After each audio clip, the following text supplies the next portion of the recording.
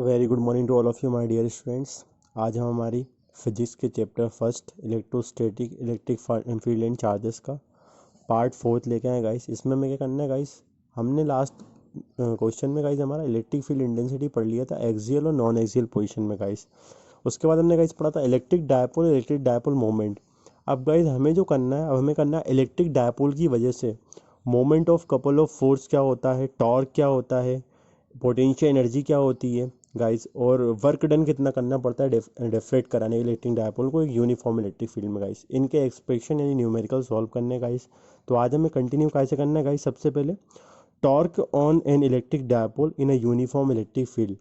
एक uniform electric field में guys क्या रखा हुआ है, एक यूनिफॉर्म इलेक्ट्रिक फील्ड में हमने एक इलेक्ट्रिक डायपोल रखा है गाइस। तो उसके टॉर्क की वैल्यू क्या होगी, ठीक है गाइस। उसके टॉर्क के लिए हमें एक्सप्रेशन फाइंड करना है, डेरिवेशन फाइंड करना है गाइस, ठीक है।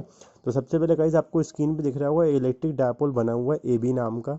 उसको हमने इलेक्ट्रिक फील्ड ई में रखा है और उसके साथ एंगल कितना बना रहा है गाइस, थीटा बना रहा है। हमने तिरछा रखा हुआ है इलेक्ट्रिक फील्ड ई में और एंगल कितना बना रहा है गाइस, थीटा, ठीक है।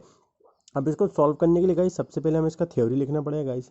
तो थ्योरी में क्या दिख रहा है आपको, हमने क्या देखा गाइस, ए बी एक इलेक्ट्रिक डायपोल है, उसको हमने थीटा एंगल बनाते हुए इलेक्ट्रिक फील्ड इंटेंसिटी ई में रख दिया, ठीक है गाइस। और काय से मिलकर बनता है इलेक्ट्रिक डायपोल, ये हमारा electric dipole A B plus Q और माइनस क्यू चार्जेस से मिलकर बना है और चार्जेस के बीच का डिस्टेंस कितना है गाइस, 2L है ना। और गाइस क्या है, मिनिमम परपेंडिकुलर डिस्टेंस कितना है बीच में, ए सी है। प्लस क्यू चार्ज पे जो फोर्स वर्क कर रहा है वो क्यू ई वेक्टर है, वो राइट हैंड साइड में वर्क कर रहा है। और बी पे यानी माइनस क्यू चार्ज पे जो फोर्स वर्क कर रहा है वो क्यू ई वेक्टर है, उसका डायरेक्शन लेफ्ट हैंड साइड है। ये दोनों के दोनों फोर्स मैग्नीट्यूड में और वैल्यू में क्या है गाइस, इक्वल है, पर इनके डायरेक्शन क्या है, अपोजिट है, ठीक है। तो इनसे जो moment of couple of force बनेगा उसको हम बोलते हैं टॉर्क, और उसका वैल्यू में फाइंड करना है गाइस। तो इसकी थ्योरी में गाइस हम क्या लिखेंगे, late any electric dipole is placed in a uniform electric field E vector making an angle of theta। समझ गए guys। और this electric dipole is made up of plus q and minus q charges and the distance between the charges is 2L, ठीक है guys.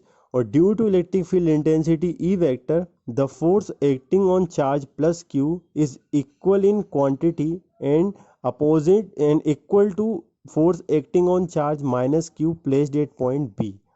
These two forces are equal in magnitude and quantity, but their direction are opposite, so they form a moment of couple of force which tries to rotate the dipole and makes parallel to electric field intensity. This moment of couple of force is known as torque। समझिए guys, Hindi में बता दूं, A B एक विद्युत द्विध्रुव है जिसको हमें विद्युत क्षेत्र में ई में थीटा कोण बनाते हुए रखा है। ये ए बी जो हमारा विद्युत ध्रुव है जो प्लस क्यू और माइनस क्यू चार्जेस से यानी आवेशों से मिलकर बना है और इन आवेशों के बीच की दूरी 2L है, ठीक है।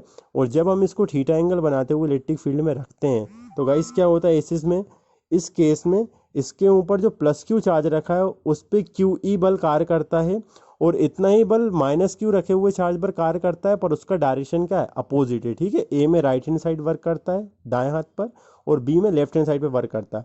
अब ये दोनों फोर्सेज आपस में मिलकर क्या करते हैं, moment of couple of force बनाते हैं जो इस इलेक्ट्रिक डायपोल को घुमाता है। 2L जहाँ पे पॉइंट दिख रहा है आपको, 2L पे घुमाता है और उसको ई के पैरेलल लाने का कोशिश करता है।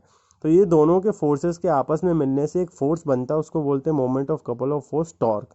तो टॉर्क क्या होता है guys, torque is a force which rotates any object about an axis. Torque ऐसा फोर्स होता है जो किसी ऑब्जेक्ट को किसी एक्सिस के अबाउट रोटेट करने में, किसी अक्ष के परितः घुमाने में क्या करता है, मदद करता है। तो हमें उसी का वैल्यू निकालना है गाइस, टॉर्क का वैल्यू फाइंड करना है। तो हिंदी में क्या बोलते हैं गाइस इसको, प्रत्यानयन बल युग्म आघूर्ण। बल युग्म मतलब बलों का जोड़ा जो क्यू ई और क्यू ई से मिलकर बना हुआ है, ठीक है। तो प्रत्यानयन बल युग्म आघूर्ण किसके बराबर होता है, कोई भी एक बल और उन दोनों के बीच की लंबवत दूरी। इंग्लिश में क्या होता है guys formula, torque equal to any force और इनटू में क्या, परपेंडिकुलर डिस्टेंस बिटवीन देम, दोनों फोर्स के बीच का परपेंडिकुलर डिस्टेंस। तो टॉर्क इक्वल टू फॉर्मूला क्या guys, any force into perpendicular distance between them. तो फोर्स गाइस कोई सा भी ले लो, चाहे ए वाला क्यू ई ले लो चाहे बी वाला क्यू ई ले लो, ये फोर्स हो गया। और परपेंडिकुलर डिस्टेंस कितना, डायग्राम में देखो गाइस, क्यू ई और क्यू ई इन दोनों को मिला है कौन से पॉइंट में मिले, सी पे। तो ए सी क्या होगा, उनके बीच का परपेंडिकुलर डिस्टेंस। तो टॉर्क की वैल्यू क्या आ गई गाइस, क्यू ई इंटू ए सी। अब ट्राइंगल ए बी सी में आ गया गाइस, साइन थीटा को ले लिया हमने, ठीक है। तो साइन थीटा का फॉर्मूला क्या होता है गाइस, परपेंडिकुलर अपॉन हाइपोटेनियस। तो परपेंडिकुलर गाइस क्या है, ए सी, हाइपोटेनियस क्या है, ए बी। तो sine theta equal to A C upon A B हो गया। अब गाइस साइन थीटा के इक्वल में रख दिया हमने उसका फॉर्मूला AC अपॉन AB, तो AC की वैल्यू कितनी मिलेगी गाइस, AB साइन थीटा। अब AB क्या है, चार्जेस के बीच का डिस्टेंस, और वो कितना है गाइस 2L, तो AB की जगह कितना रख दिया 2L, तो AC की वैल्यू क्या आ गई गाइस 2L साइन थीटा।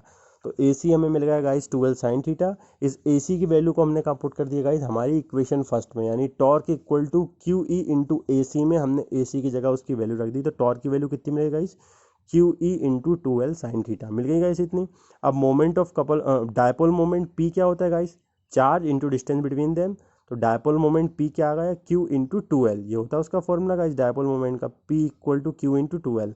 तो गाइस हमारे फॉर्मूले में टॉर्क में जो Q और 2L हैं ये दोनों आपस में मल्टीप्लाई होकर गाइस क्या बना लेंगे, डायपोल मोमेंट P बना लेंगे।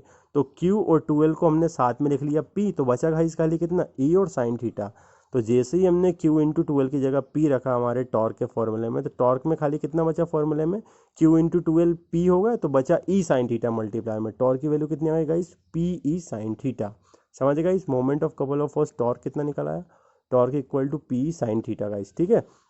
अब इसमें दो केसेस चलते हैं गाइस, हमें ये बताना पड़ता है ये जो हमने moment of couple of force निकाला है, टॉर्क निकाला है, ये मैक्सिमम कब होगा और मिनिमम कब होगा, मतलब इस फोर्स की वैल्यू सबसे ज़्यादा कब मिलेगी और कम कब मिलेगी।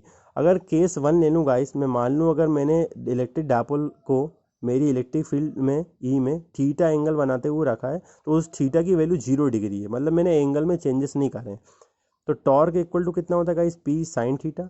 तो साइन थीटा की जगह मैंने एंगल कितना बनाया गाइस 0 डिग्री, 0 डिग्री बनाया तो साइन 0 डिग्री रख लूँगा, तो साइन 0 डिग्री की वैल्यू कितनी होती है गाइस 0, और torque equal to PE sine 0 degree की जगह 0 पुट कर दिया, PE का इंटू 0 में होगा गाइस तो कितना आएगा 0 आएगा, ठीक है guys.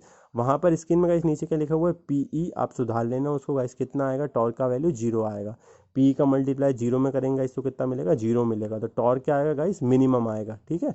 Torque equal to P into 0 होगा, तो टॉर्क की वैल्यू कितनी आएगी गाइस 0, इसको सुधार लीजिएगा, ठीक है गाइस। तो इस केस में वैल्यू क्या मिलेगी, मिनिमम मिलेगी। अब केस 2 में गाइस, हाँ जाहिर सी बात है गाइस, मैंने जब कोई थीटा ही नहीं बनाया, जब थीटा मतलब मैंने रोटेट ही नहीं करा एक्सिस को, रोटेट ही नहीं करा, तो वर्क डन हुआ क्या, और रोटेट करता तो फोर्स लगता, क्योंकि फोर्स का फॉर्मूला होता वर्क का फॉर्मूला होता है फोर्स इंटू डिस्प्लेसमेंट, तो वर्क हुआ ही नहीं कुछ, क्योंकि हमने रोटेट ही नहीं कर पाया, थीटा 0 डिग्री था, और थीटा 0 डिग्री है तो मतलब फोर्स लगा ही नहीं, टॉर्क की वैल्यू क्या आएगी गाइस मिनिमम। अब थीटा इक्वल टू 90 डिग्री रखें गाइस, तो P equal to sine theta, sine 90 degree की वैल्यू कितनी होती है गाइस 1, तो टॉर्क की वैल्यू कितनी आ गई P।